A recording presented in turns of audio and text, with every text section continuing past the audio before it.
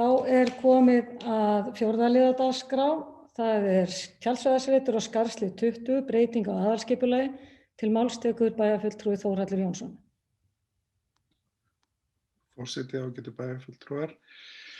Þetta liður 3 í fundargerð skipulagsráðs dagsetri 13. janúar 2021 og lögð fram að lokinni kynningu samkvæmt 2. málsgrein 30. greinar skipulagslaga nr. 123/2010.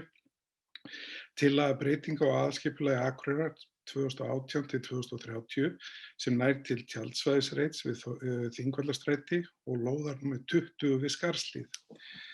Barst 1 athugasemdarbréf og 1 umsögn á kynningartíma og skipulagsráð leggur til við bæjarstjórn að aðalskipulagsbreytingin verði auglýst samkvæmt 1.